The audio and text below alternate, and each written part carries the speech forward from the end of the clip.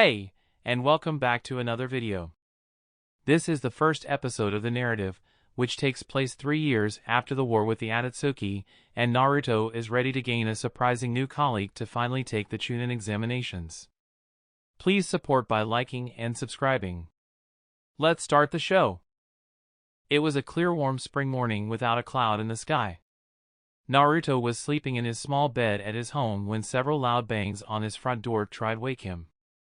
Naruto groaned slightly and tried to go back to sleep. The banging came again, but more forceful than before. He covered his head with the pillow, trying to ignore the sound. "Naruto, get your butt down here and open this door before I break it down."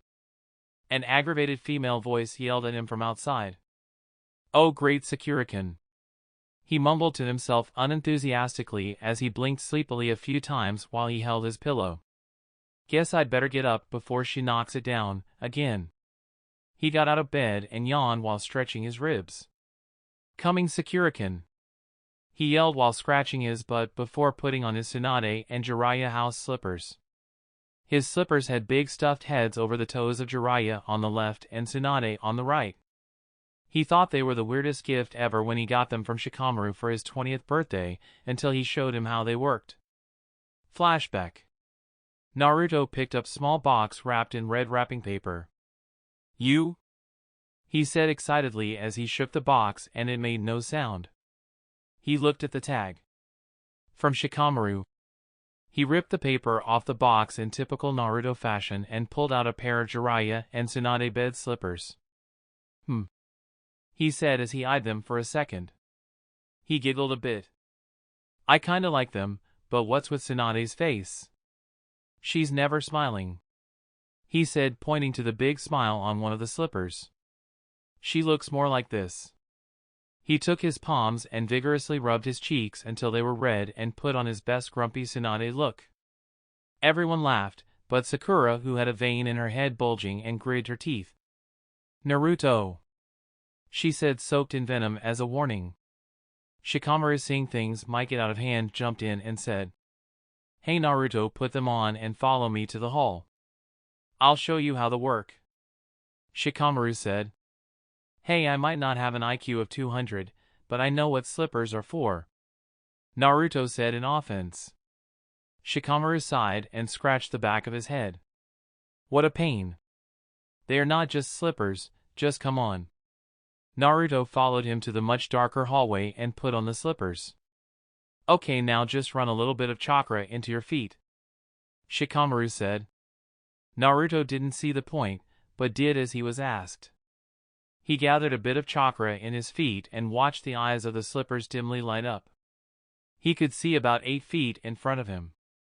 "I don't get it," he said at first, then, "Oh, I still don't get it." Shikamaru's sweat dropped. "Well, have you ever got up in the night to go to the bathroom and stubbed your toe on something in the dark?" he said. Naruto blinked again, the gears in his head finally click. "Wow, this is the best non-ramen gift I've ever gotten." Shikamaru snickered softly. "Yeah, Choji is always getting up in the night to go to the bathroom and stubbing his foot on something. So I made him some like these for his birthday. He really liked them too." End of flashback. Naruto made it down the stairs to the living room and was just about to start unlocking the door when he heard, "That's it." There was an earth-shattering sound as the door splintered in on him, flying in all directions. Wood showered him at point-blank range and bounced off of him. Naruto was clearly used to this by now, as he always kept himself charged with a small amount of sage chakra to deflect the debris. "Morning, Sakura-kun," he said in a zombified manner as he turned around to head to the kitchen for some breakfast. "Naruto UZ," she yelled until Sakura finally saw what he was wearing. He was in his childlike panda nightcap, sandine slippers, and heart boxers. The problem was that he had morning wood and his girth was so big it was giving him a very uncomfortable looking wedgie that he didn't seem to notice. Sakura got the nosebleed that looked like a fountain. Naruto was already eating his morning ramen when Sakura came to her senses and walked into the kitchen blushing. Naruto was sitting on his knees at plain small wooded square table that could set 4 on the floor. There was a steaming bowl of ramen in front of him that he was stirring to cool it off. Naruto, how come you didn't have your robe on when you answered the door? Sakura asked with an annoyed look while blushing. Well, it's not like I had time to get it on before you demolished my front door, he said sarcastically as he rolled his eyes and then lifted his chopstick full on noodles to his mouth. Grr still, she said in playful manner while glaring at him as she walked over to the table. There's cereal in the cupboard if you're hungry. I know you hate ramen in the morning, Naruto said while looking up at Sakura. I still don't see how you can eat something so heavy for breakfast, she replied. He looked up from his ramen and said, you know I'll always have this first thing in the morning. She sighed. You know it's almost 11:30 a.m. right? Oh shit! It's time for Konohamaru training. I've got to go, Sakura-chan. He panicked. He tried to run off, but was stuck running in place as Sakura was holding his wrist to the table to keep him from getting away. Tsunade wants to see you A.S.A.P. That's what I came to tell you, she said with a huff. Erga? He moaned curiously. What about, did she lose her sake again? You know there hasn't been any S-rank mission since the Akatsuki was defeated, he said as he struggled to get free. I'm not sure what it is, but do you really want to piss her off? She replied. He thought about it for a moment. Not if my life is at stake, which it normally seems to be. Okay, I'm going. He poofed into smoke and was gone. Grr, I think he likes to make me think he's sleeping in with his clones, Sakura growled, as her eyes narrowed the place he had just been. Meanwhile at Training Ground 36 near the Hyuga compound, the real Naruto and 400 clones had been working on a new, more cost-effective jutsu most of the morning, while Konohamaru had himself and 4 shadow clones on a small fish pond trying to walk on water without disturbing the fish in the pond. The training ground was in a wooded area in an open clearing. A small stream in the back of the area gurgled with the sound of flowing water. Naruto was wearing his sage outfit that consisted of a white long-sleeve shirt with black sleeves, a white trench coat with black flames embroidered at the bottom, and his signature swirl symbol on the back. He also was wearing white pants and black ninja sandals. Naruto had just devised this training a few days ago to help him with his stealth and his chakra control. Ugh, this is impossible, Konohamaru yelled in frustration as he threw his arms down. What's the point of a training method that all it does is keep my feet from getting wet when I walk on water? He said in frustration. Naruto sighed. It looked like he'd have to explain it again. This isn't about keeping your feet from getting wet. It's about you having your chakra control honed to such a level that you aren't wasting any of it. For example, right now you can only do 2 Raisengans before you almost can't stand anymore. After you master this, you should be able to do 3 and still be standing, Naruto said in a frustrated manner. When you do this right, your feet will not be lightly in the water when you're standing on it. You will be moving in sync with every ripple and motion. When you're doing that, then the fish under you will not jump and move every time you take a step, Naruto said bluntly. Ah, but it's still boring. Why don't you teach me how to do the Raisen Shuriken instead? He said hopefully. Naruto rolled his eyes because he had been pestering him to teach him how to do it for 8 months. That again? Fine, I'll remind you once more. 1. You don't have enough chakra for it. 2. Your body isn't tough enough to handle the training for it, as part of the damage it does will come back on you until you learn how to throw it.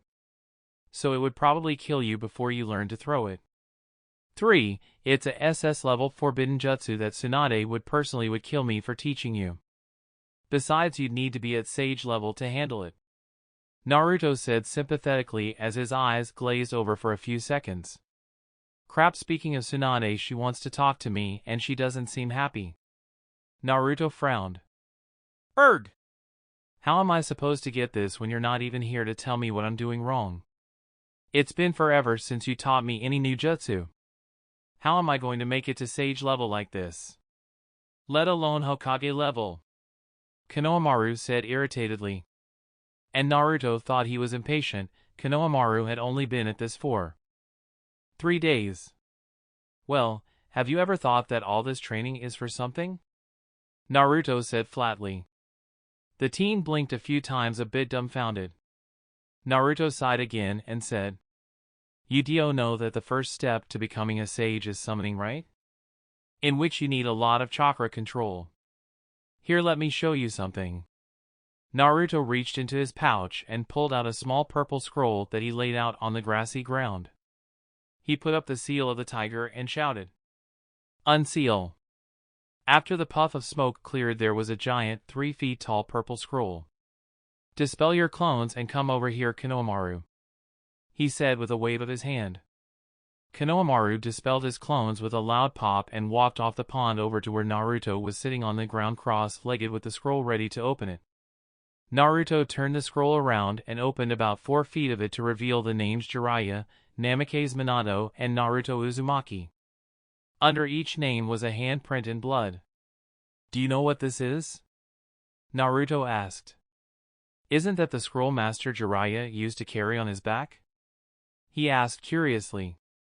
Yeah, but do you know what it is? Naruto asked, looking at the dumbfounded teen. Konohamaru just gave him a blank look. Naruto just looked up and groaned while thinking to himself. No wonder my teachers were always calling me dumb. Teaching is a lot of work. Seriously, what has Ebisu even been teaching his squad? It's a summoning contract, Naruto said and paused for a long moment for effect. Suddenly Konohamaru's dumbfounded look turned to a smile. Konohamaru was clearly shocked before saying, Wow, this is the same scroll the 4th Hokage used to make his summoning contract with the Toad Sages? He said in awe, looking at the name Namikaze Minato. Naruto smiled and said, Yes, it's the very one. After his initial excitement was over, his face went blank as he seemed to finally realize something. You mean that you'll make me your apprentice? He stammered. Naruto chuckled a bit before saying, Yeah, that's the idea. Now you know why I'm putting you through all this training, but before I teach you the summoning jutsu, you're going to have a lot better chakra control. Konohamaru jumped up and down in excitement. Anyway, guess I need to see what Tsunade wants. So training is over for today, seeing as how you need to get lunch before you start your squad training this afternoon, the young sage said as he got up and resealed the scroll. Konohamaru beamed and said, Okay, Naruto, I'll see you later. Naruto dispelled his clones and set off for the Hokage's office. Konohamaru headed off to Ichiraku's ramen stand for lunch. Hanabi Hyuga mentally cursed to herself as they were leaving. The young Hyuga had just turned 15 years old. She was just over 5 feet 3 inches tall and 120 pounds. She had a very petite figure with curvy hips and a breast size of a full C cup and still growing. She wore gray pants and a gray vest with a fishnet undershirt and had the trademark milky white eyes that everyone in the Hyuga clan had. The young girl was named the Hyuga heiress after her father decided that she was a better match for job than her older sister Hinata. She was also blossoming into a very beautiful young woman and had taken to spying at their new guests at Training Ground 36. She was at the far end of the training ground, halfway up a tree, using her Byakugan to watch them whenever she could get away. The young heiress had taken an interest in just how powerful the so-called hero of the village was. She was rather intrigued to find out that her father let him use one of their clan training grounds. She had overheard her father and her cousin Niji talking a few weeks ago and didn't mean to eavesdrop, but just couldn't help overhearing about the arrangement. But so far, after 2 weeks of watching, she was disappointed. She hadn't seen any amazing jutsu, and the details to the fight between Naruto and the Akatsuki were a closely guarded secret. All Naruto did was the mass shadow clone jutsu and practice taijutsu, walking up and down trees or water, sitting, meditating, and many other boring things. The only one that was even remotely interesting to watch was when one of his clones would be doing this weird hold your kine in front of you and appear 50 meters away, but even this got boring after a few minutes of watching. Then there were the most boring of all the clones to watch, the few that just read books or scrolls all day, or the ones that just slept on the ground. She rolled her eyes at the thought of it. She sighed at another day without anything interesting happening as she jumped down from the tree she was in. She turned around and ran into something hard, which caused her to falling on her backside. The young Hyuga rubbed her head and looked up to see what she had been so careless to run into. She saw a figure standing before her with near-perfect chakra coils that were overflowing with power that could only come from a lifetime of training. The young woman grimaced as she deactivated her Byakugan to see her father standing over her with a very stern look of his face. "Hanabi!" the clan leader said in a non-to-happy tone. "The whole compound has been looking for you for an hour. How many times have I told you never leave the main compound without an escort or telling me personally?" he said sternly. She meekly replied while he dragged her away by her wrist. "Yes, father." Hanabi noticed they were going the opposite direction from the compound. Father, are we going the wrong direction?" she asked as Hayashi was dragging her through the woods of the training grounds. "The compound is the other way," she said carefully. Hayashi replied. "No, we aren't. The Hokage has summoned you and I've been looking high and low for you." Hanabi's mind started racing. She mentally thought, why would the Hokage be summoning me? She was technically a Chunnin, even though she had been homeschooled for her ninja training as she was the heiress to the Hyuga clan. She needed more training than the academy taught, like how to act with nobles and how to deal with clan problems. As they were racing through an area of small willows trees that were too small to leap through, Hayashi swiped limbs out of the way as they passed and one of the thin sharp limbs smacked back into Hanabi's face, leaving a small cut on her left cheek. She winced at the sudden sting, but she didn't dare complain. A few minutes later they were standing outside the Hokage's office and they could clearly hear Naruto and Tsunade arguing quite loudly. An annoyed voice, obviously Naruto's, said, "This is totally stupid. Why do you want me to take part in the Chunnin exams? I've already completed my sage training, for crying out loud. It just feels wrong for me to take part in this." Tsunade sighed. "Why would you feel that way, Naruto? This is nothing more than a formality for you." Naruto was clearly irritated. "Well, look at it this way. Imagine you're a Chunnin and you're taking the Chunnin exam at the age of 13 and Jiraiya in his prime shows up. If you were him it would just be a formality, but for the Chunnin that he took the scroll from on the second part of the test it would just be overkill. Sure, they have got time to get another set, but someone that powerfully shouldn't be there in the first place. It's the Chunnin exams, not the Hokage exams." Tsunade sighed. He had a very valid point, but...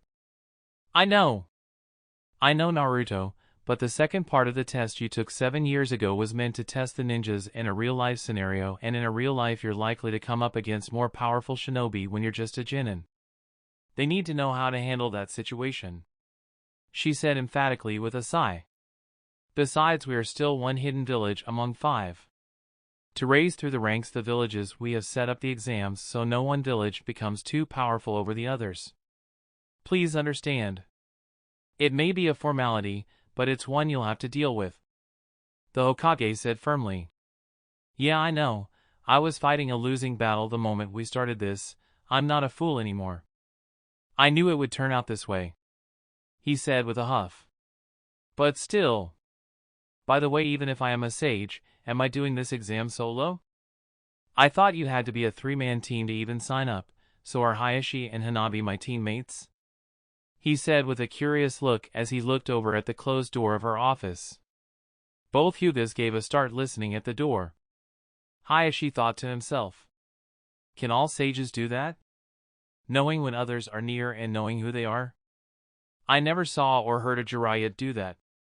Lady Tsunade gave him a questioning look, tilting her head to one side. Hayashi Hyuga? Why would I send the Hyuga clan head to? She stopped in mid-sentence and shook her head in confusion. Why on earth would you ask that? She asked with a puzzled look. Naruto flatly stated. Because they are right outside the door. Tsunade had forgotten that her little drinking binge with her new assistant had left her with alcohol poisoning, and she had even forgotten to put up the soundproof seal for privacy. Mentally cursed herself and thought, great! Half the town has probably heard us arguing. The Hyuga head saw what position they were in and cleared his throat loudly and knocked on the door. Hokage-sama, we are here as you requested, he stated awkwardly. Tsunade put her head in her hands and sighed. It was definitely going to be a long day. Come in, Hayashi. The door opened and the two Hyugas filed in while taking a look at her office. The Hokage was sitting at her desk still holding her head. She had a 1.5 foot tall stack of paperwork on her desk, and another stack that seemed to have fallen off her desk while arguing with Naruto was in a messy pile beside the desk. On the other side was a much smaller stack of papers that was probably the done side. Right in front of her desk was an unhappy and slightly frustrated Naruto. He turned and smiled. "Oh, hello Hayashi and Hanabi-chan," he said cheerfully. They returned the greeting with a slight bow. Hanabi was a bit surprised at Naruto's greeting. One minute he was yelling so loud the whole village could hear him, whether they wanted to or not, and the next he was smiling like nothing had ever happened. He certainly is strange, she thought. So, Tsunade, are you going to tell me what this is about, or do I guess again? He asked intently. The Hokage took her head out of her hands and said, "You're right, you have to have a 3-man team to participate in the exams. Meet Hanabi Hyuga, your new teammate." Hayashi's eyes went wide.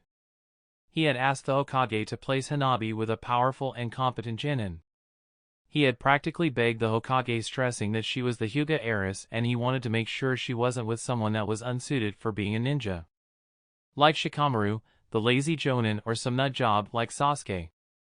Well, he thought as he scratched his chin. There was no question Naruto is powerful, but competent, yes and no. I doubt they would run into anything Naruto himself couldn't handle and come back unscathed. I am more worried about him using one of his ninjutsu that could level a mountain and my daughter getting caught in the blast. Naruto has 2 speeds when it comes to anything: overboard, full throttle, and fast asleep. To everyone that actually knew him, this is obvious. Well, it could be worse, I guess. I'll get Naruto's Team 7 file to see what kind of teamwork I should work with Hanabi on, he thought. Hanabi was shocked. She knew she was going to be put into a Chunnin squad soon. She thought she would be the oldest in her team, seeing as how she had to wait 2 extra years before entering school because of her clan and heiress training, but to be almost 6 years his junior? She clearly didn't see that coming. She had to admit she was very curious about Naruto. This would give her the chance to see if he really was befitting the name of sage. She thought it was unlikely that this goofball was a real sage. Naruto, seeing the stunned look on the 2 Hyugas' faces, wasted no time after Tsunade told him she would be his new teammate. He walked up to the young Hyuga girl who was still deep in thought. He looked her over from a few different angles until she seemed to remember where she was and snapped out of daze with an uncomfortable look on her face. Naruto gave the Hokage a questioning look and she returned it. He looked back at Hanabi and said, "You know, you're kinda cute," Naruto said with a big flirtatious smile. She blinked a few times. What? She thought in shock. She went slightly pink in the cheeks and looked away, clearly irritated. The nerve of this guy. Hitting on me in front of the Hokage and my father. Naruto gave a sigh of relief and draped his wrist over the young girl's shoulders while looking at the floor. Thank Kami you didn't turn red and faint. I was beginning to wonder if all Hyuga girls went through that phase. At least you're not like Sakura-chan at that age. She would have hauled off and hit me, he said, clearly relieved. The Hokage started laughing hard as she threw her head back. Hayashi went pink with embarrassment for his eldest daughter, and Hanabi's face was showing that she was a bit mad and didn't quite get everything being said. She obviously hated feeling like a kid at the grown-ups table. After the Hokage finally managed to stop laughing, she said while still giggling a bit, "You two have a lot to learn about each other." The Hokage then reached into her desk and pulled out 2 slips of paper and walked over to Naruto. "Here, these are free VIP passes to the new sushi and steakhouse that opened up on the east side of the river. They are about to expire and I don't feel like eating there today. You two go grab lunch and get better acquainted. The exams are next month after all," she said with a smile. Naruto took the passes and looked directly over at Hayashi. "Okay Hayashi-san, let's go get lunch," he said jokingly with a wave of his hand. Everyone's sweat dropped. What? He said questioningly. He said, looking at everyone, then chuckled. You didn't honestly think I was serious, did you? The room seemed to relax a bit. He then looked at Tsunade. Thank you, he said in earnest and gave her a kiss on the cheek. He walked back over to Hanabi and said, Okay, let's go, Hanabi-chan, but we are going to need to take a bit of a unconventional way there. Hanabi was off in dazed shock at what Naruto had just done to the Hokage. Oh my god! Did he just kiss the Hokage? How the hell does he still have a pulse? I heard she almost killed a temple guard from the Rain County for telling her that her shirt was coming undone and they're celibate monks. Naruto said. Hanabi-chan, Hanabi-chan, he said, waving his hand in front of her eyes. He sighed. Oh well, my stomach is growling. So I guess I'll have to use my other way to get us there, he stated. He got behind a very shocked Hanabi and wrapped his arms around her before drawing a kunai in front of them. There was no smoke, no flash, nothing. 1 second they were there and the next they were gone. Hayashi looked around in shock before finally speaking. Was that? She sighed. Yes, it was that jutsu. He learned it, yes, but he's still not as good as the fourth was with it, yet. He's only been practicing it for 8 months and he's almost ready to try visiting the Kazekage with it. Hayashi thought. Wow, I knew he was powerful, but to learn that jutsu to that degree in such a short time. I'm starting to wonder if anyone in history will be a match for him by the time he's 30. Tsunade gave him a tired look and said, Something else you wanted, Hayashi? He straightened himself up and presented himself respectfully. Yes, I am not so sure making them teammates is such a wise decision, Hokage. Hayashi replied, choosing his words carefully. She rolled her eyes. Okay, she said as she slammed her hands down on her desk. She was clearly getting downright irate with him. First off, I'm late for lunch. Second, I'm out of sake. Third, my assistant is out sick and I've got a ton of paperwork to do by myself. Besides, you practically begged me to put her on a team with the best. You know the old saying, be careful what you wish for. But, Hayashi said before Tsunade cut him off. Look, I already said both of them have a lot to learn from each other, she stated. Hayashi went wide eyes. You don't mean, well, you know, I've heard Naruto has been quite the playboy in recent years, Ino, Hinata, and Sakura. He paused for a moment.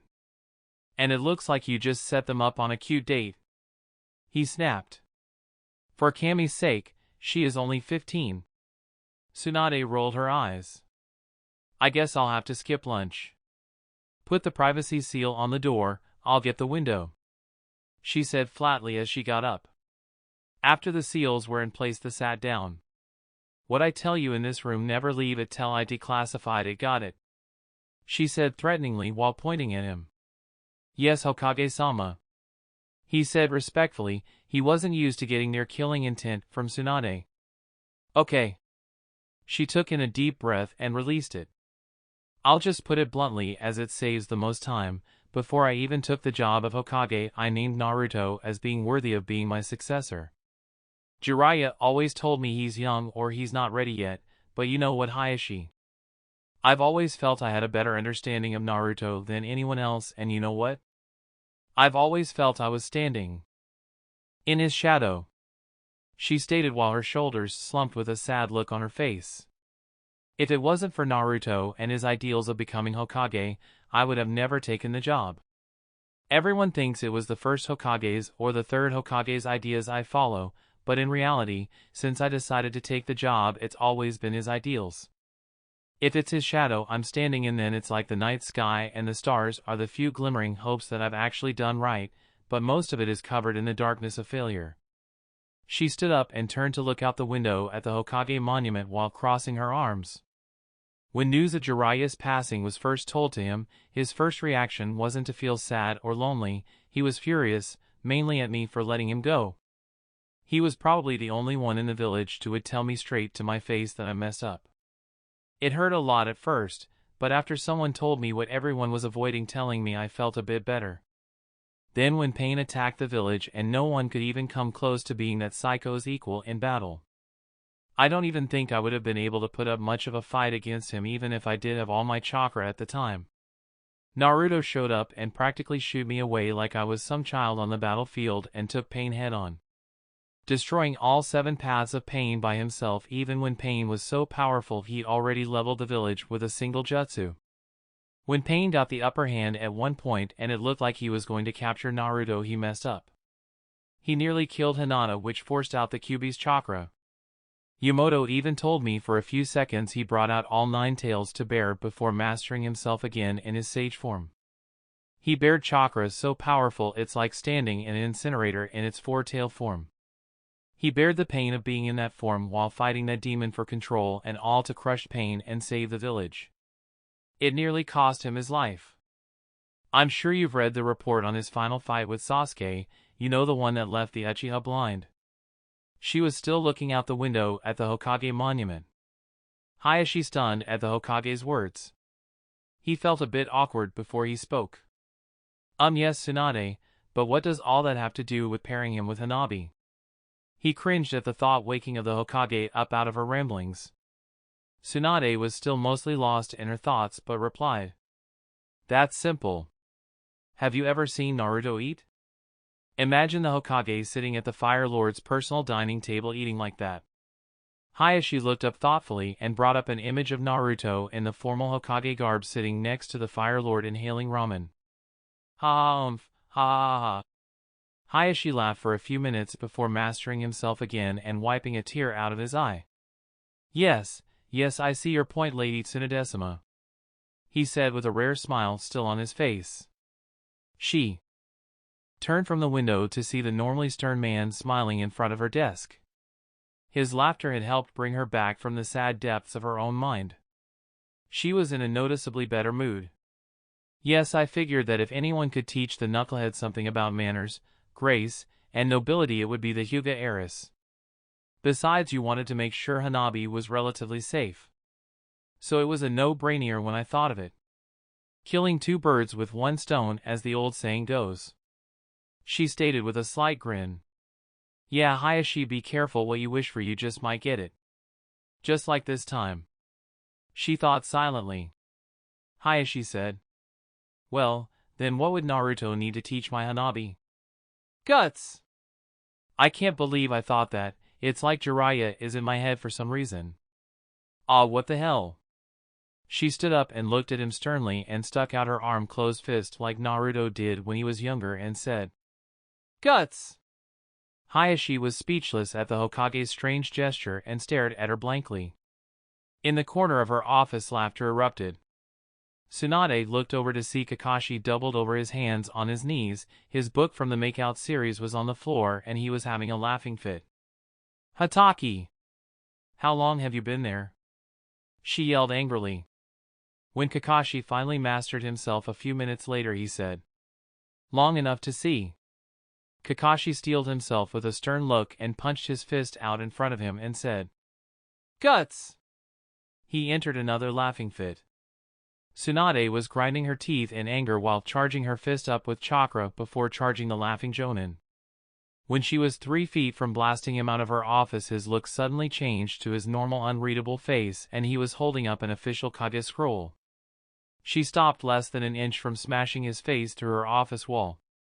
Her arm was still quivering with rage. She snatched the scroll from his hands and said, Don't think this is over, Hataki. Her words dripped with venom. She angrily went back to her desk and opened the scroll. Dear Hokage, thank you for your incredible advice. I'm sure you helped avoid open war with the village hidden in the mist, the village hidden in the waves, the village hidden in the rain, and the land of rice paddies. How did you even come up with such an ingenious plan? After 6 months, all of their nations are thriving. Sincerely, Kazekage Gaara. Flashback. 19-year-old Naruto was sitting behind the Hokage's desk going through stacks paperwork. An Umbu in a cat mask had just come into the office and he didn't seem to be feeling too well. He was leaning on the wall just inside the office for support while holding his stomach. A familiar voice spoke. Naruto, what are you doing? When the Hokage sees this, she's going to send you flying across town again. Hey! He said in an offended manner. Tsunade had her birthday last night, and you know how that ends up Kakashi. Kakashi knew this all too well. She would be forced to greet tons of high-ranking ninjas, nobles, and lords until she was blue in the face. She would get fed up with it and grab anyone that was nearby and drag them to the bar to get drunk. Kakashi was the unlucky person near her when she decided to go to the bar last night. That still doesn't explain. Kakashi suddenly went green and he ran for the bathroom on the other side of the office. Naruto went back to sorting paperwork into 20 to 30 smaller piles, but it was hard to work with his former sensei in the bathroom making the most horrible heaving sounds. After 10 minutes of this, Naruto gave up sorting. The noise was just too distracting.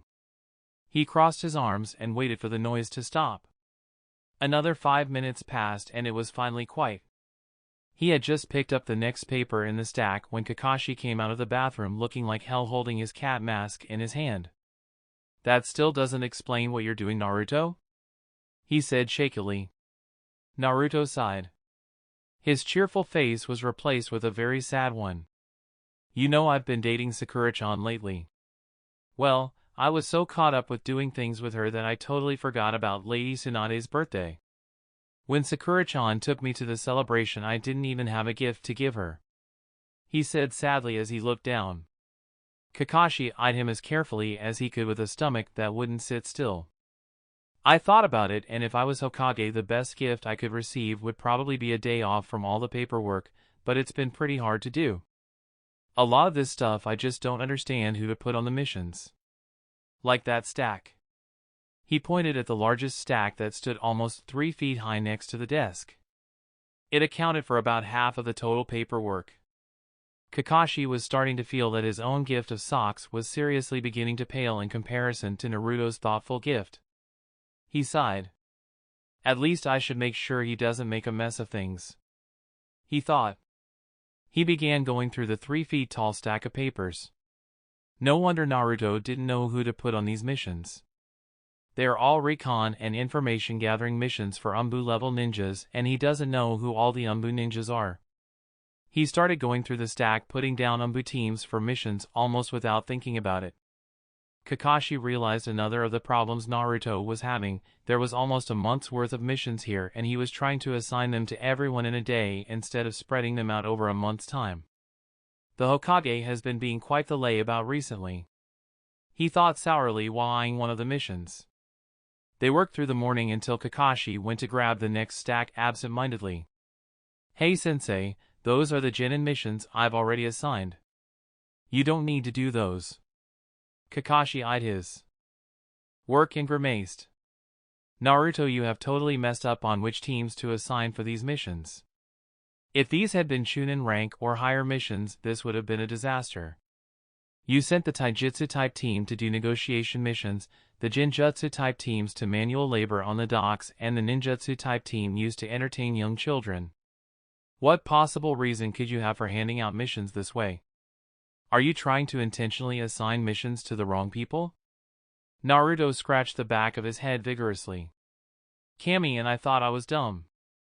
No, I set out the missions for the Chunnin right. The Genjutsu users are physically weak, so I sent them to the dock for manual labor so they will get stronger. I sent the Taijutsu users into a mission where they need to use their head instead of their muscles, so they got smarter.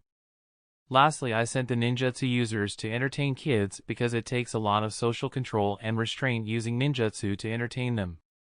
But I set a few of the Hyuga medics in training to watch the ninjutsu users just in case it got out of hand. They need to learn not to depend on one form of jutsu all the time, or at least that's what I learned. He replied frustratedly. Kakashi thought to himself. He's using the missions just like training. It's actually ingenious at the Chunnin level, but it would have been a disaster at the Chunnin level. Well, what are you going to do when they all come back and have failed because they're not suited for their missions? That will hurt our reputation and our future job offers, he stated knowingly. That's why I gave them missions inside the village at a discounted rate and told the employers they would probably take a few days to get their work down, Naruto said irritatedly. Kakashi thought. He certainly covers all his bases. If he had understood who all the Umbu Black Ops were, then he probably wouldn't have needed my help much at all. Almost all the paperwork was done, but a very small stack of papers not 7 sheets high. A very hung-over Tsunade dragged herself through the door of the office. "What the hell are you two doing here? I didn't summon you for any missions today," she stated, half asleep and the other half hungover. "It's okay, Tsunade-kun. I decided to do your paperwork for you so you could take a day off," Naruto said happily. Tsunade replied, half asleep. "Oh, thank you, Naruto, that's so sweet of you," she said while climbing onto the green sofa in her office to go back to sleep. "You what?" she yelled as she snapped back awake and stood up. Kakashi raised his hand to calm her and said, "Calm down, Tsunade." Believe it or not, he actually had all the missions sectioned out into types when I got here. The only missions he handed out were a few D-ranked ones to a few Chunnin teams. Though I didn't agree with his choices of Chunnin to send on the missions at first. I do now that he's explained why he sent them on. Those specific missions. She fell back down on sofa and held her head in her hands. Why am I dreading tomorrow when all this comes back to haunt me? At least show me what that small stack that's left is, she asked, half asleep, half dreading the answer. Kakashi stammered. I don't really know, to be honest. He will not let me have that stack and tells me those are the ones he understands best and they are the easiest to do of all the paperwork. The Hokage groaned as she got up off the sofa and walked over to her desk and slid the papers out from under Naruto's fingers. They're just economic reports from the Mist, Rain, and Mountain countries and 2 requests for loans from the Swamp and Rice Paddy countries, which we will decline, and a mission from the Land of the Waves complaining about an overabundance of oxen in the southern part of the Land of Waves. And she looked at Naruto, clearly unimpressed. Naruto said while frustratedly scratching the back of his head. Well, all their problems are economic, mainly stemming from food shortages in the long run. The mountain country doesn't have a lot of land to grow food on, so they depend on selling their ore to make weapon and tools for income. Then they use it to buy food from other nations. The Mist Village hasn't recovered from losing so many ninja 8 years ago when Orochimaru got a lot of them to join him in making the village hidden in the sound. It seems they have a stock of seeds, just nowhere to grow them. The swamp country has almost nothing. So it's really poor because the swamplands are too watery to support any staple food for its people. Even though the soil under the water of the swamps is ideal for growing crops. The land of rice paddies is also a poor country too, but it has a lot of manpower. They have a lot of flat land, but it's only good for growing prairie grass. They depend on shipping imports for food, but with the shortages in other nations it's becoming too expensive for their people. I still don't get where this is going, she stated in a dangerous warning manner. Naruto continued. Well, the way I see it, if the Hidden Mist Village sells the land of rice paddies their seeds in exchange for food, later they are set. If the rain country unblocks the 2 rivers they dammed up, then the rice country will have all the water they need for growing crops. If the swamp country digs out its swamp marsh soil and takes it to the rice country in exchange for food, later they are set. We wouldn't even need to protect the shipments. Hell, who's gonna steal dirt? If the mountain country provided the farming tools they need, then everyone will have plenty of food later, he said. Tsunade was starting to see what he meant and nodded. So where does this C-ranked wave mission come in at? She asked curiously. He smiled and said, they are going to need a way to transport all that stuff from one nation to the other, especially the swamp nation at the beginning. Oxen are perfect for pulling a wagon or dragging a plow. It seems Naruto did find a solution to all their problems. Well, I do see one problem. The Fire Lord had a standing trade embargo order with the mountain country not to sell large quantities of ore or metal of any kind to the Rice Paddy Nation. They tried to attack the Fire Nation almost 40 years ago, and that's one of the reasons they are such a poor country today, she said. She sighed. The Fire Lord probably will not lift that agreement without a good reason, Naruto. He looked at her. Well, an economically stable country doesn't need to start a war to get the things its people needs to survive, and no country is going to willingly starve to death. They will steal from another country to survive, which will start a war. Besides, it couldn't hurt to give them the idea and ask the Fire Lord to adjust his trade embargo so it excludes farming tools. He said with a smile. And a flashback. Tsunade fell onto her desk depressed. Kakashi was looking over her shoulder reading the scroll. Why are you all depressed looking? This looks like good news. He asked with a smile. Because it was Naruto's idea.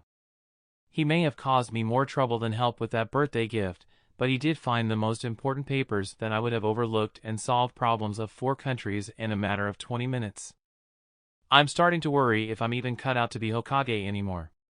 She stated with a depressed look on her face. Kakashi got a slight worried expression. Don't say that, Tsunade. If I hadn't been there to help him, he would have given all the missions he didn't understand to Shikamaru's squad. We probably wouldn't have seen them for 5 years.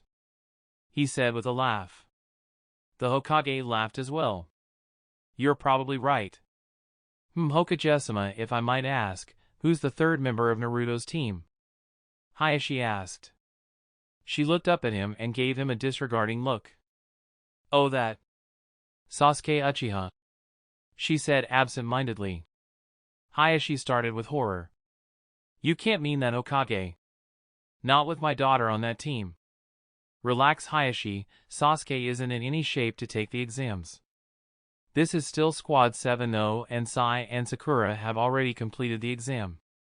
So the only other genin on Squad 7 has to be on the sign-up form. Sasuke is the only choice I can make. She stated, trying to reason with him. Naruto would have given me a lot of trouble if I removed Sasuke from the team officially.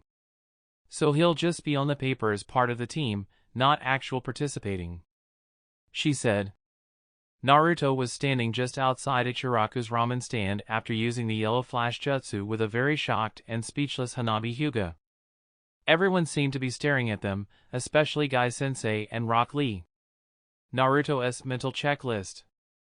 Okay, I'm standing out in the open with one arm around a very cute younger girl's neck and the other wrapped around her waist.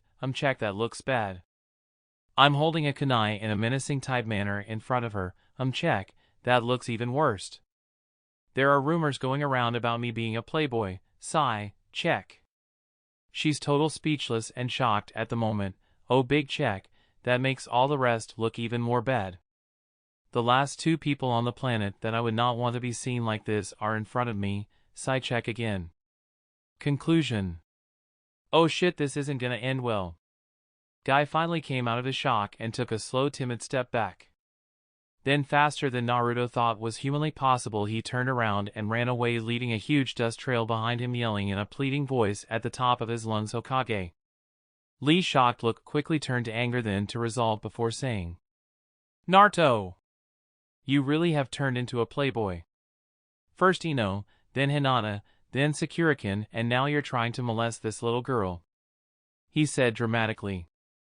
I may die trying to stop you for the error of your ways, but I can't let you do this. He said, sounding like a total drama queen. Oh shit, was all Naruto could think as Rock Lee charged. Naruto was trying to disperse his sage chakra so that when Lee hit him it wouldn't reflect the damage and add even more of it back at him. The sage did the only thing he could do. He quickly turned around while holding her so Rock Lee's assault wouldn't hit Hanabi and waited for Lee's to start beating on him. Just as Lee was about to send Naruto flying with a charging jump kick is when a very outraged Hanabi regained her thoughts. She grabbed Naruto by his trench coat and slammed him up against a nearby wall. You kissed the Hokage! She screamed. Rock Lee flew right by them at an amazing speed and crashed into a thick wall with his flying kick leading the way. He crumbed the wall right on top of himself. Naruto blinked a few times before forgetting about Lee and said, Yeah, so what? He asked in a confused manner. The young Hyuga yelled. You kissed the Hokage. How could you kiss her? She's 3 times your age. That's Tsuyui. She said, grossing herself out with a mental picture of Naruto and the Hokage together intimately. Naruto blinked a few times, clearly not sure why she was making a big deal out of this, before finally telling her flatly. She's like the mother I never had, of course I love her. What's wrong with giving someone you love like family a kiss on the cheek? Is the Hyuga family so cold to each other that you show no signs of affection toward each other at all? Lee had just picked himself up out of the wall he smashed and was totally confused as he dizzily swayed back and forth.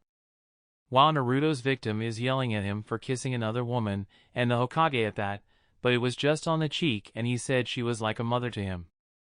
Well, there is nothing wrong with kissing a mother figure on the cheek, but his victim, that he seemed about to molest, is chewing him out and he is not smacking her around or anything. Lee was lost in his thoughts for some time. Hanabi was shocked again, but this time she blushed a dark shade red when she realized her mistake and the relationship between Naruto and the Hokage wasn't of the intimate type. Oh crap, when did I become a pervert? I'm getting just like Hinata. How could I have even thought of that? It was just a kiss on the cheek. I've totally blown this out of proportion. I'm the Hyuga heiress, I have to keep up the most noble of images. She thought nervously. She then looked around at all the people that had stopped dead in the tracks staring at the two ninjas. She panicked. Oh shit, oh shit, oh shit. Not good, not good, father's going to kill me for tarnishing the Hyuga name. Naruto's stomach growled loudly, breaking her out of her panic attack. Erg. Look Hanabi, let me explain the situation to you. Rock Lee is distracted for a minute. Guy-sensei is off to get the Hokage for Kami only knows what reason and I'm freaking starved. We are leaving if I have to carry you. Got it? He stated as he grabbed her wrist and led her down the street. She blinked and nodded her head unknowingly. They were a few blocks away before she realized what was going on. Where are you taking me? She squeaked in a very high voice when she came back from her latest episode of being shocked. She was drawing up images of Naruto dragging her off into the woods to do unspeakable things to her. Naruto actually let go of her and covered his ears thinking he was being attacked by a sound ninja attack. Ouch, what was that for? Are you trying to attack my sense of hearing? The sage said while peering over at her. He said while digging in his pocket to retrieve the free meal tickets from Tsunade. He procured them, pulling them out of his pocket and stared at them for a moment. We are going to the Bounty Earth and Sea. It looks like a sushi and steakhouse. We're almost there and I'm starving. He reiterated. The sage grabbed her wrist again and led her down the street. They finally made it to the restaurant and Hanabi was finally not so shocked at everything Naruto did. They both stepped inside the mid-sized establishment. All the tables were made of a black wood and trimmed in a gold-looking metal. On the walls were mostly giant fans that were black with golden flowers on it. The fireplace mantel was covered in purple velvet with a small 8 feet 10 inches picture of each of the Hokages from 1st to 5th, and there was a blank frame at the end. The place seemed fairly dim compared to the outside sunny day. The place wasn't very busy. Out of the 20 or so tables there wasn't but about 5 that had people at them. The only people she did recognize were high-ranking officials. This was probably a rather expensive place to get lunch, she decided. A small dark-haired young woman in a tightly wrapped kimono that decorated was just like the rest of the restaurant, black with gold flowers, came up to the couple. How many are in your party? She asked with her eyes squinted and she gave them a short bowing. Naruto said, 2, here is our tickets from the Hokage. He held out the VIP tickets. The hostess got up from her bow and finally opened her eyes to see who she was seating. Her fake smile turned into a real one as she looked at Naruto, eyeing him up and down. She took the tickets, barely looking at them, and led them to a door at the back and opened it. Please sit wherever you like. She beamed while leading them into the private room. Inside was a huge oval oak table with 14 cushy black leather chairs. Hanabi guessed it was set up so the council could come and eat while discussing business. Naruto went to the middle of the table and sat down, and the hostess put a menu in front of him. Hanabi realized she was being rude standing at the door and took the seat on the opposite side of the table from Naruto. The hostess placed a menu in front of her. I'll be back in a few minutes for your orders, she said while never taking her eyes off Naruto or removing her smile. The hostess quietly closed the door behind her. Naruto went over the fancy menu a few times and still didn't know what the heck any of it meant or what the place even served. Why do they have to use such formal names for everything? I can barely understand any of it. He thought. Which one of these is ramen, damn it? After a few seconds of looking at the menu, Hanabi had decided on the seaweed fried rice with greens and shrimp. She also decided that she wanted the honey-glazed swallow's nest with vanilla ice cream for dessert. Naruto looked at the menu again and still didn't understand what to order or what the hell it was that he was ordering if he did order anything. Hanabi, who was used to eating at upscale restaurants all the time, could tell Naruto was totally out of his element. She smiled, thinking, he, the so-called hero of the town being whipped by a menu.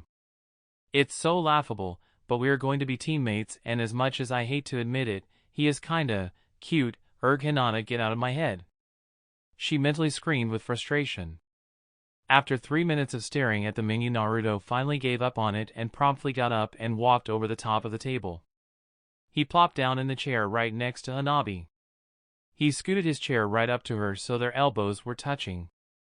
Hey Hanabi-chan, what is all this stuff on the menu? I've never heard of any of it. Naruto said, clearly confused while pointing at the menu. She went a dark shade of pink. Damn, there he goes again, invading my personal space. No wonder Sakura was always punching him. She was probably just trying to get him out of her personal space, and why the heck is he calling me Chan? We practically just meet, for crying out loud. Naruto put his hand on her forehead and put the back of his other hand on his forehead while still holding the menu. Hanabi-chan, you look flushed. Are you feeling okay? He said out of concern. Hanabi mentally cursed herself. I've got to stop spacing out. You don't seem to have a fever, he said with a concerned look on his face. I'm fine, it's just a bit warm in here, she said shyly, trying to get her air of nobility back. I guess it is a bit warm in here, Naruto said as he nodded in agreement. He reached into his pouch and pulled out a small stone. He held it in the palm of his open hand with his arm fully extended and charged it with chakra. Then he formed 4 air blades and turned them slightly at an angle. The blades started to spin at a quick pace. He stood up and held the strange jutsu over them and let it go. It stayed in the air right where he left it. Naruto then sat back down like nothing had happened and looked over at Hanabi, who was noticeably uncomfortable. She stared at the strange jutsu's slightly fearful manner. She didn't know many ninja that could produce chakra so dense that it was visible, but she did know all the jutsus she had seen, like it was highly dangerous. What's wrong now? He asked while scrunching his eyebrows together. You don't feel better? She finally stopped staring at the wind-bladed rock and looked over at him. Is that thing safe? She asked, a bit strained as she pointed to it. He looked at her for a long moment, slightly confused. Well, don't go sticking your fingers in it, and it is, he stated. She went back to looking at it and noticed there was a nice breeze coming from it, blowing down on the two of them. Oh, I get it. It's a fan. That's kinda sweet. Wait, what am I saying? Who the hell in their right mind makes a fan like that? I swear if he doesn't kill me with one of his jutsus, I'll end up dying from a heart attack from his shocking personality. Naruto was looking at Hanabi with a very serious look on his face when she came back from here in her thoughts. Hanabi-chan, I've got one important question for you. He held up his menu in front of him while taping his finger on it with a very serious look on his face and said, Which one of these is ramen? His eyes were very intense. Hanabi blinked a few times, processing the odd request. She looked over the menu, and then looked at Naruto, then back over the menu, then back to Naruto before saying, There is no ramen on the menu, she stated. Naruto's eyes went wide and he had a look on his face like someone died. Gai-sensei burst right through the door to the Hokage's office without opening it. Hokage-sama, he yelled, skidding to a halt right in front of the desk as the debris from the door showered Tsunade's office. Tsunade covered her face when she heard the crash. Like this had happened many times before. Hayashi jumped into full defensive taijutsu form and Kakashi ducked behind the Hokage at the sound of the thunderous crash. "Hokage-sama!" he yelled as he panted and held the stitch in his side. The Hokage rolled her eyes as she lowered her arm. "What is it this time, guy?" She obviously wasn't happy and sounded a bit annoyed with him. He huffed a few times to catch his breath and then inhaled sharply. "It's Naruto. He looks like he's kidnapped some poor Hyuga girl and is planning on doing all sorts of lewd things to her. He had her at knife point and the poor girl was in such shock and horror," he said, using over-exaggerated hand and arm movements to the point of being silly to emphasize his point. "You've got to do something. My Lee is out there trying to stop him now. You know he doesn't stand a chance if Naruto gets serious." He begged her and continued on, but was talking so fast no one understood any of it. After he finally ran out of breath and started panting, the Hokage rolled her eyes at the hyperactive Chunnin and sighed. She reached on top of a pile of paperwork and retrieved a folder. She opened it and pulled out a photo. "Is this the girl?" she asked, slightly annoyed and tired of everything, while holding the photo of Hanabi Hyuga. "Yes. Hokage-sama, that's the cut." He just noticed the Hyuga clan leader in the room simmering with rage and hanging on every word he said. "Young woman." He corrected himself mid-sentence, suddenly very self-conscious of the situation. The Hokage's head had a vein starting to bulge in her forehead.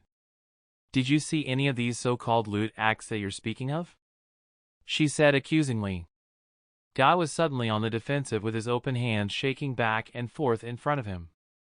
"Well, not exactly, but I could see it in his beady eyes," he said, half crouching, pointing at his eyes as he shifted them to and fro suspiciously. The vein in Tsunade's head bulged even bigger. She started to speak slowly through clenched jaw. "So you're telling me you just ran here leading your student Rock Lee to fight Naruto because of something you thought might be going on and didn't bother to confirm it?" She spat like she was spewing venom. Guy-sensei was backpedaling from the Hokage's killing intent.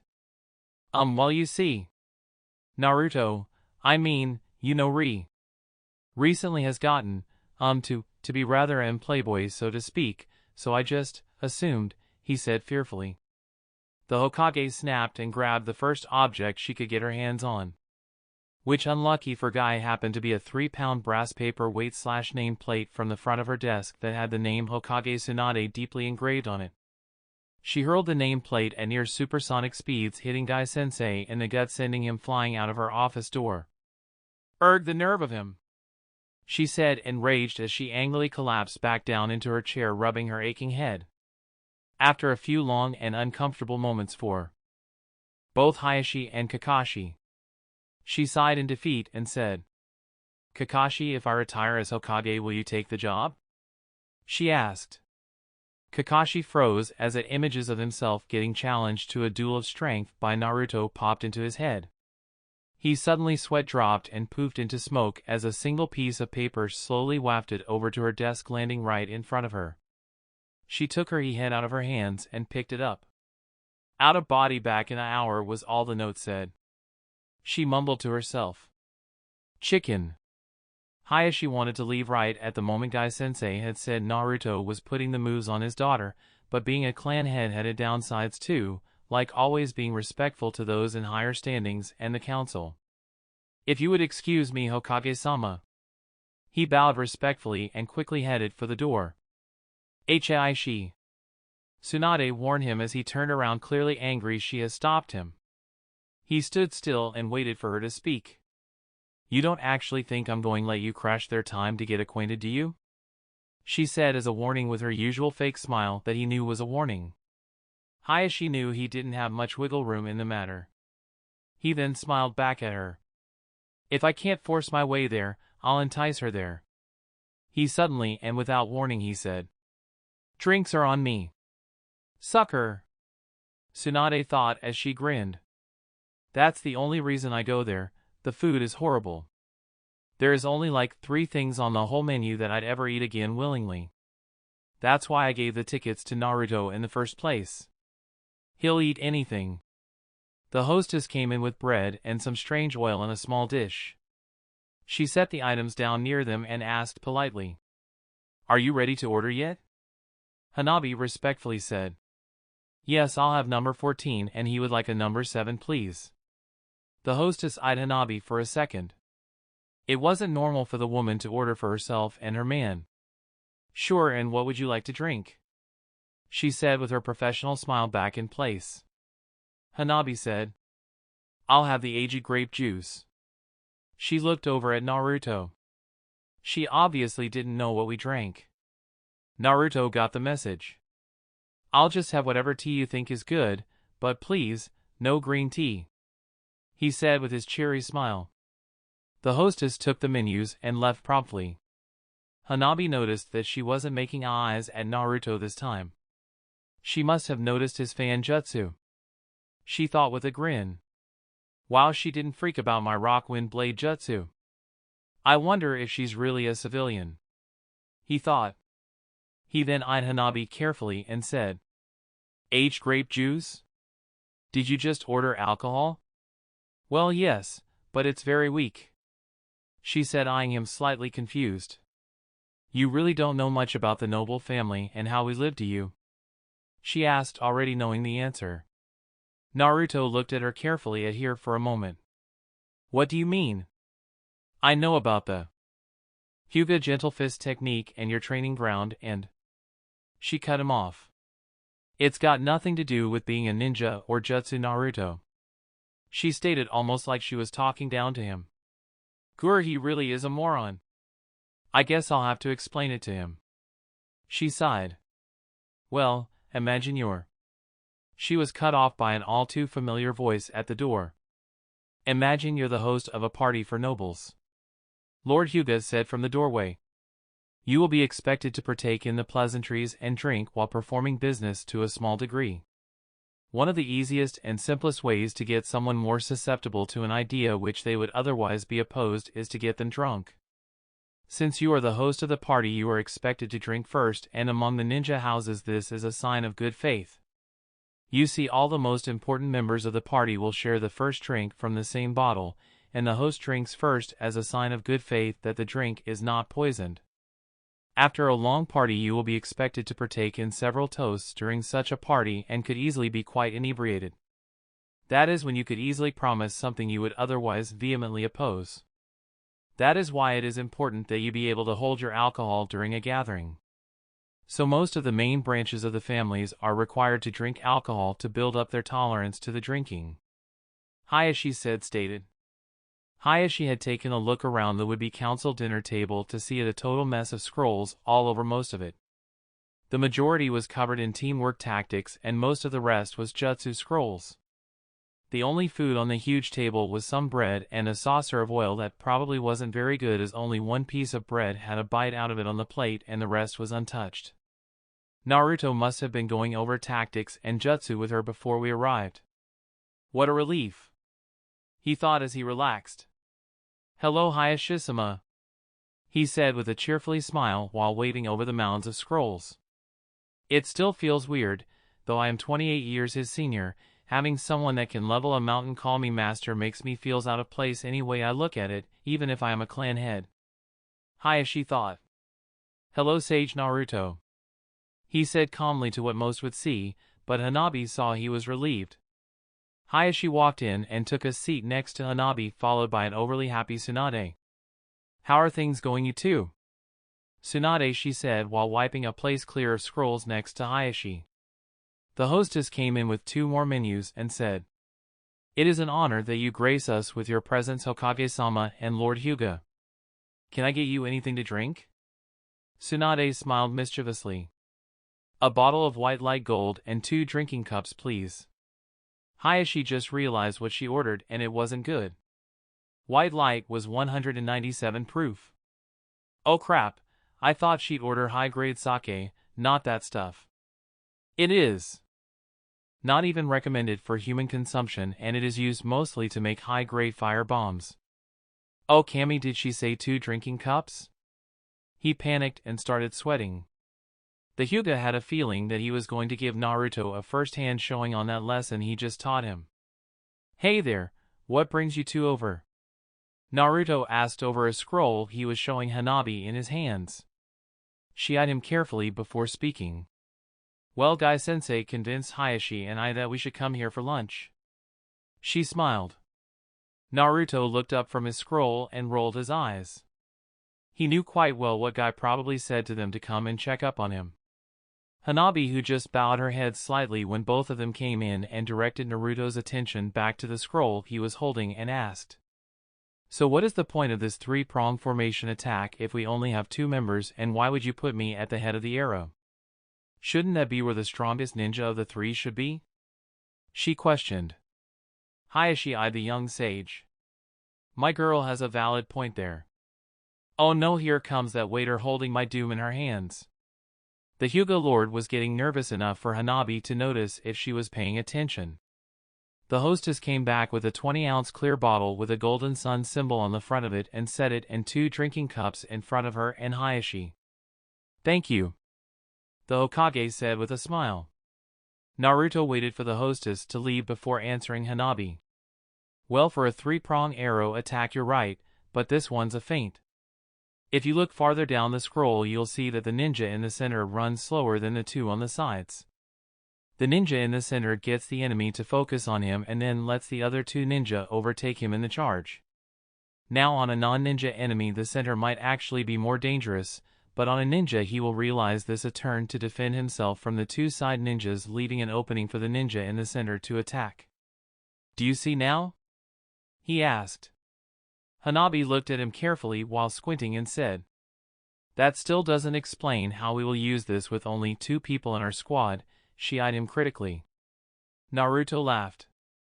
And here I thought you might have had that figured out from peeping on me and Konohamaru training, he said while still laughing. Hanabi thought. Kami, how did he know I was watching him? Maybe that's why I didn't see any of his powerful jutsu. It was because he knew I was there. It's possible, he did know me and father were outside the Hokage's door after all. She was only slightly embarrassed this time. At least I'm getting better and not being totally shocked, but still, she thought with only a hint of pink in her cheeks. Tsunade smiled. I'm glad he has been working on his main weakness. His slow mind has been getting a lot sharper over the years. In some ways he's becoming a lot more like those stories of wise old sages, but enough of those thoughts. It is time to torture Hayashi for not believing me about his daughter being fine with Naruto. Tsunade grabbed the bottle of white light and poured a shot for her and Hayashi. Drink up, she said with a friendly smile as she downed the shot. Hayashi was eyeing the clear liquid in his cup with a mental battle raging in his head. Oh Kami, I hope everything I have heard about drinking this stuff was over-exaggerated. He picked his cup up and smelled the liquid. No smell, maybe it was just exaggerated. He shrugged slightly and downed the shot. Fire like he'd never felt in his life before raced down to his throat and turned his stomach into an inferno. Oh Kami, it hurt so bad. Outwardly Hayashi held onto his composure well. He was perfectly still, but to the trained eyes of Tsunade she could see him ever so slightly trembling and a tear forming in the corner of his eye. Tsunade poked him in the shoulder to get his attention. Hey slacker, come on, you're already 2 shots behind. Come on, this bottle isn't going to empty itself and half of it you're going to be drinking half of it. She said to let him know it was an order not a request as she was shaking the bottle back and forth in front of him. The Hyuga sighed in defeat, steeling himself for death by alcohol poisoning. Kami, please take me quickly. Is my will in order? I think it is, it might not be. What will be on my tombstone? He thought. Here lies Hayashi Hyuga, the fool that tried to drink with the 5th Hokage. Hayashi I. Tsunade warned none to subtlety. Hayashi gulped and lifted the cup to his lips to double the inferno in his stomach. He managed to hold another 2 shots before fainting. How unlucky for him that Tsunade was a medical ninja that healed him just enough to revive him. Erg! Hayashi groaned as Tsunade sat him up from the floor. My body's on fire, but that breeze is nice, he said, clearly not all there yet. Breeze? She said, just now noticing. She looked up to see what looked like a mini raisin shuriken. Her eyes narrowed to a scowl as she dropped Hayashi with a sudden thud back on the ground. Naruto and Hanabi had been going over scrolls oblivious to Tsunade's torture of the Hyuga Lord. "Naruto!" she yelled. Naruto jumped and looked over at her as the pebble lost its wind blades and fell right into the cup of oil for the bread with a splash. "What the hell is that? It looks like the blades of the Raisin Shuriken," she yelled so loudly the building shook. "I told you that you were never to teach that jutsu to anyone. Especially Konohamaru. I made it a SS-rate forbidden jutsu for a reason. You damned wart sage." She grabbed Naruto and had him pinned on the table with one hand on the front of his shirt holding him down and the other cocked ready to send him to hell and 6 feet under the ground at the same time. "Tsunade-chan," he said nervously. "It is not what you think," he pleaded. She scowled at him. "You have 5 seconds to explain before I send you to Kami," she warned. Hanabi was hot, so I adapted the blades of the Raisin Shuriken into a fan to keep her cool.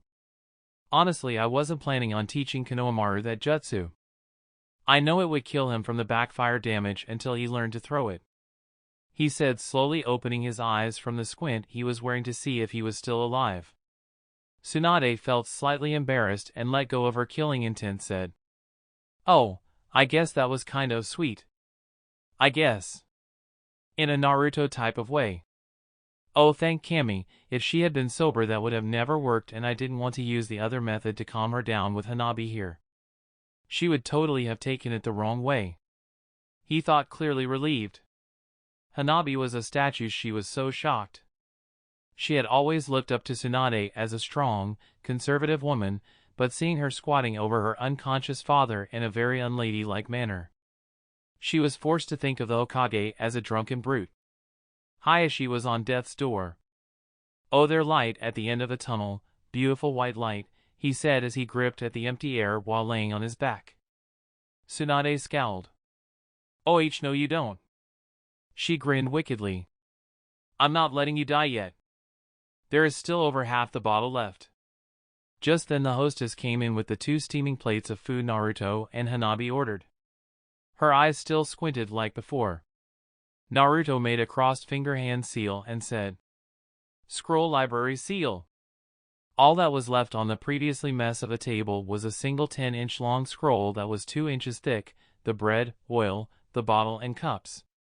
Naruto thought that Hanabi had seen enough of the things here. He didn't want her to be a human statue. Though this was kind of normal for him hanging out with Tsunade, he knew others didn't understand and would freeze up and not speak for some time afterwards, as the Hokage could be rather intense when she let her true personality hang out.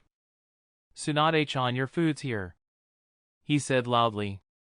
He then walked over to the hostess quietly and whispered, "Please send this message to Sakura at the hospital. Tsunade has done it again.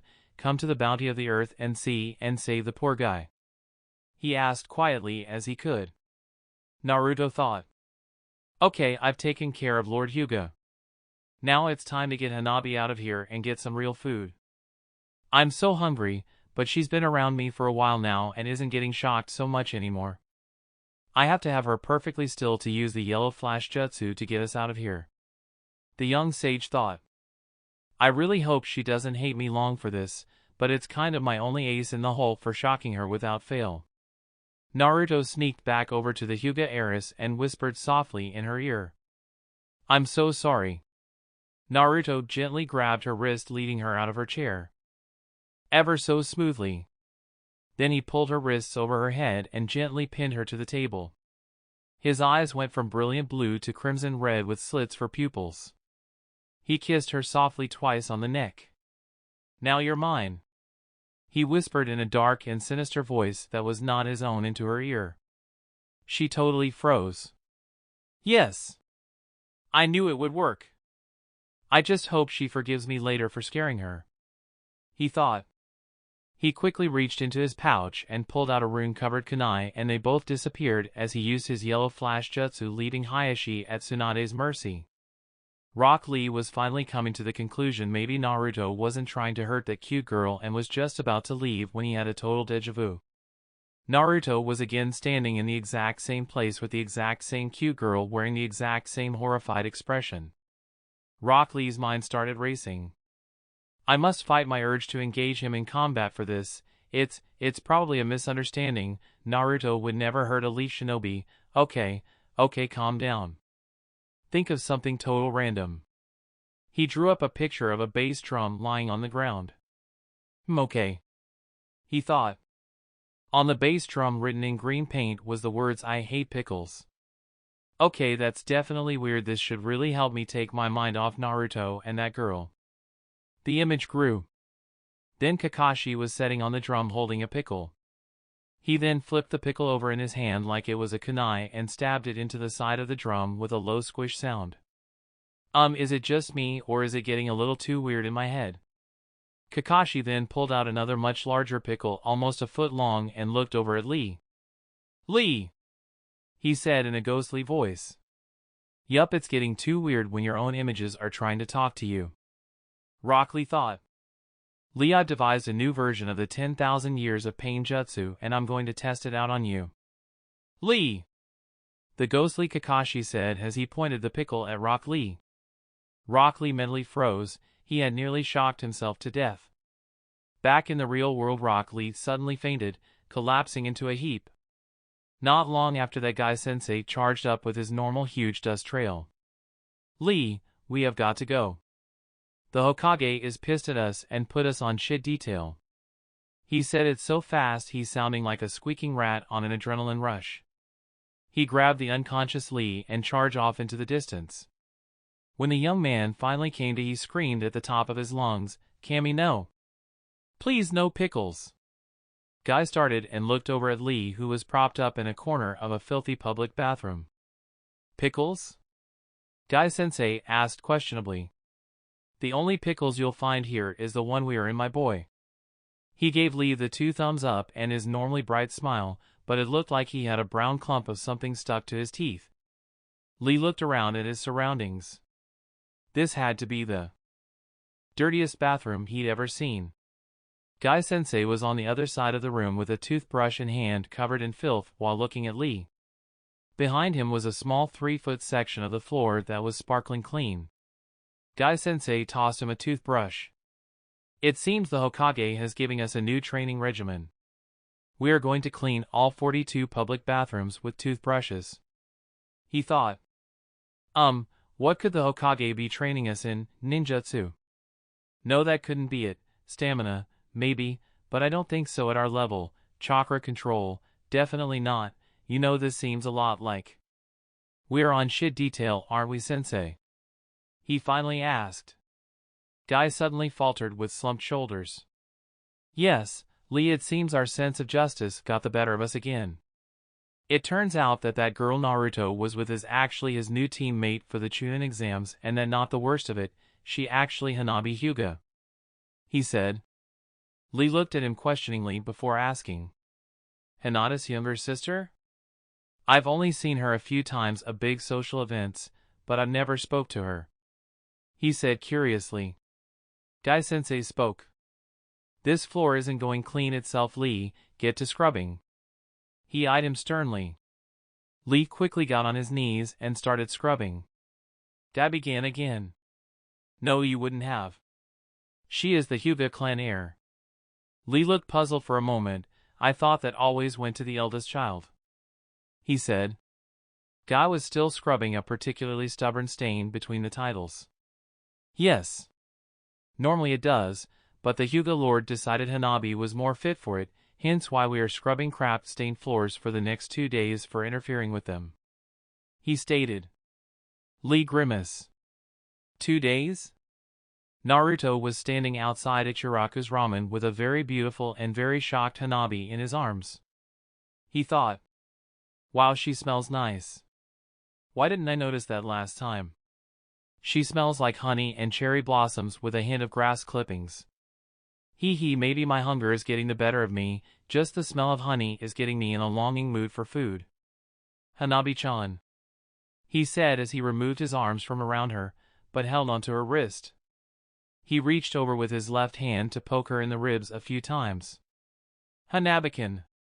He yelled rather loudly. Hanabi finally snapped out of it. Oh Kami, what was that? Jinjutsu, It was so scary. The way his eyes turned red and that voice with so much killing intent. It was stifling. Wait, we are back at the ramen stand. I hope he doesn't think I'm eating at this dump, she thought in dismay. Naruto dragged Hanabi over to a stool at the bar and said, "Come on, this is my favorite places in the world to eat, you're going to love it." Hanabi wasn't happy about this, but put on a smile as she was expected. "Yo Tucci, 2 bowls of miso ramen for me. What would you like, Hanabi-kun?" he asked with his arm up. She took a long time to look over the menu. "I'm probably going to regret this, but this ramen doesn't sound too bad," she thought. "I'll have the duck ramen, please," she said in a reserved manner. "Right away," Tucci replied with a smile. They were both sitting there perfectly quiet for a while, which was very uncommon for Naruto. Naruto finally turned toward Hanabi and said, "I'm sorry, I didn't mean to scare you back there with that jutsu," he said earnestly and a bit sadly. "I probably scared the poor girl half to death. What was I thinking? I'm such an idiot bringing out some of Kyuubi's chakra for that. What if she finds out before I'm ready for her to know? What if she acts like the way the villagers used to treat me, like I'm some kind of monster? I'll definitely have to be more careful. She's not Sakura-chan who knows the full extent of what I am and what I can really do," he thought sadly. Hanabi blinked a few times. She was caught a bit off guard the way he suddenly broke the long silence before asking, Which one would that be? The one where you invaded my personal space by snuggling up to me like some kind of pervert blinking me across town?" She eyed him critically. "The one where you made a fan out of chakra so dense it was visible just to make a breeze, or the one where your eyes turned red and you made me think you were going to kill me on the spot?" She finished, still eyeing him. Naruto was wearing a look that could only say "Oopsta." He thought for a moment before saying, "I guess for the 2 yellow flashes, the pervert snuggle as you called it, and the red eyes one," he said with his usual smile while rubbing the back of his head innocently. "Oh," she said with a slight lift and dip of her head. "Wait, did you say yellow flash, the same yellow flash as the 4th Hokage's? Isn't that time-space ninjutsu that takes an incredible amount of chakra and control to perform? No way will I believe this knucklehead can do jutsu of that caliber," she thought as her eyes narrowed at him. Naruto eyed her expression of disbelief for a moment before giving her a small poke in the center of her forehead and said, "Yes. Order up, Naruto," the ramen master said as he placed 2 bowls in front of Naruto and another in front of Hanabi. "Great!" Naruto said as he broke his chopsticks apart while shouting, "Itadakimasu." He started inhaling his food. Hanabi watched the sage in horror. Good lord, how could anyone stand to be near him with the way he eats? He's got no manners at all, she thought as she watched him pull up another bundle of noodles and blowing on them a few times before cramming them into his mouth. Naruto gave her a sideways glance, noticing her slighted look. He finished his bite of food before leaning over near her ear and said, "You are being rude to the ramen master, at least try your food," he whispered with force. "Wait a minute, he's slurping his food and I'm being rude. The nerve of this guy. Sigh. I guess I'll try this low-brow food, I wouldn't want to be rude," she thought, dripping with sarcasm as she eyed him. She picked up her chopsticks and broke them apart before bowing slightly over her bowl and said, "Itadakimasu." She grabbed up some noodles and blew on them softly a few times before tasting them. Kind of salty, but the noodles are so weird. They're thick, but still soft all the way though, and the onions and garlic in the broth really complement the duck's flavor well. It doesn't taste gamey at all. This is actually pretty good, she thought as she bit the noodles off in her mouth. Naruto laughed. "You know that's not how you're supposed to eat ramen. You're supposed to slurp the noodles up into your mouth, not bite them off," he stated with a smile that was obviously trying to hold back a chuckle. She sighed. "You know it's not ladylike or noble to slurp your food, Naruto. Even you should know that," she stated like he was a child. Naruto smiled. "You're a lot more gutsy than Hinata. I'll give you that, but you're still going to get outranked just like she did on this matter," he stated in a matter-of-fact attitude. "Grr, I'd forgotten that he dated my older sister over a year ago. Even still, there is no other noble here. How could I get outranked unless he is going to try to say his sage title outranks me when we are both Chunnin?" she thought as she smirked at him confidently. "Let me ask you something, Hanabi. When you spar with your father, who is the master, you or your father?" he asked while slurping another mouthful of ramen. She looked at him, not really knowing what he was getting at, before stating, "My father is the master, of course." He looked at her carefully before saying his next words. "So when you sit at a ramen stand, who is the master, you or the chef?" He smiled. She smiled right back at him and said, "I am, because I am the customer and I have the money." Naruto grinned back playfully before saying, "So you think money can buy personal skills?" "No, but it can hire that skill, and why should I learn a skill when I can hire another that already has such a skill?" she stated. Naruto was still smiling. "So you, by hiring him, are admitting that the person you hired is the master and you are not at that skill. You're sitting at a ramen stand arguing over this manner. By paying for your ramen, you have admitted that he is the master ramen maker and you are not," he stated. He turned to Tucci, who had heard the whole conversation. "Hey Tucci, how are you supposed to eat ramen, slurp it or bite it off?" he asked. The ramen master never looked up from his work before stating, "Any 5-year-old knows you slurp hot ramen to cool it off while eating it." She sighed in defeat. "It's okay. He has a point, and I knew he was baiting me the whole time, but I wasn't expecting him to have such a meaningful ramen speech set up. Cammy, he is weird," she thought, then sighed. "I guess you're right. I don't know the first thing about making ramen," she said as she rolled her eyes. "But it's not like ramen is going to save the town, though, if we are attacked." His face suddenly relaxed from its smile and his thoughts seemed far away, like remembering a long-lost memory. "What if I told you that a bowl of ramen is the reason that this village was saved more than once?" he said, looking farther off than the back of the ramen shop. Hanabi chuckled. "Then I'd say I'm not that gullible, wart sage," she said, playfully remembering what the Hokage called him when she was in an uproar. He raised his eyebrows while looking down, nodding his head solemnly. "I guess you're right. It was a silly story anyway." There was an awkward silence that hung between them for a long moment before Naruto spoke. "Well, I think I need to get back to training," he said, replacing his look with his normal cheery smile.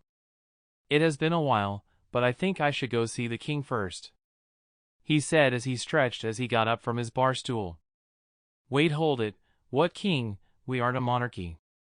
We don't have a king. What the heck is he talking about?" she thought in confusion.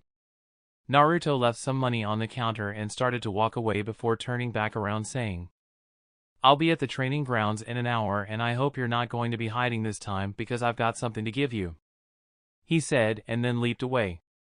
That's it for this video. I hope you all enjoyed the video. Don't forget to like the video, subscribe to the channel, and follow me on my other social media accounts. Anime God here, and I'm signing off.